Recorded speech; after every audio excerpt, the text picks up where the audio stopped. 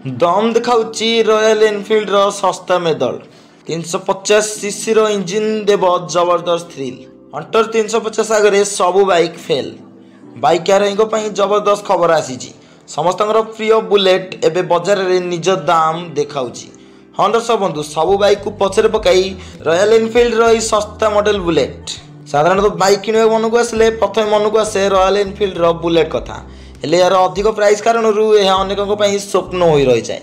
किंतु बाइक आरोही आसी खुशी खबर कारण साधारण बाइक प्राइस रे मिलूँ रॉयल एनफिल्ड रो हंटर 350 रो बाइक। यार जबरदस्त 350 रो इंजिन सह अत्याधुनिक फीचर्स बाइक आरोही को निज आड़ को आकर्षित कर बेस सहायक होती।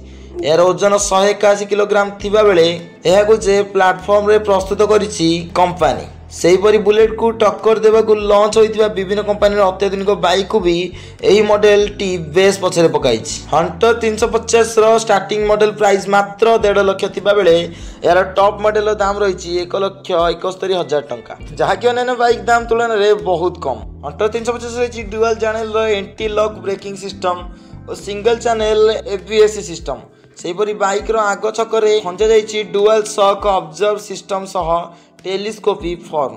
यहपरि यार स्पोर्टी लुक सह एथिरे रही 17 इंच एलओई व्हील सिस्टम। यार तीनोटी मॉडल यथा हंटर 350 रो हंटर 350 मेट्रो और हंटर 350 मेट्रो रिबेल जहाँ को ग्राहक को निज आड़ को आकर्षित करुच्ची। हाँ से तो गत 6 मास भितर 1 लाख हंटर 350 बाइक बिक्री कर सारे रॉयल एनफिल्ड। सेपरी रॉयल एनफिल्ड अन्य बाइक तुलन में यार ओजन सामान्य कम। खाली जे भारतीय बजार में हंटर 350 कमाल देखाऊँच ता नुहे बरं विश्वर अन्य प्रमुख देश में निजर जलवा देखाऊँच रॉयल एनफिल्ड यही सस्ता मॉडल। देखा अन्य एक खबर सहित रोचे। नमस्कार, जय जगन्नाथ, जय हिंद।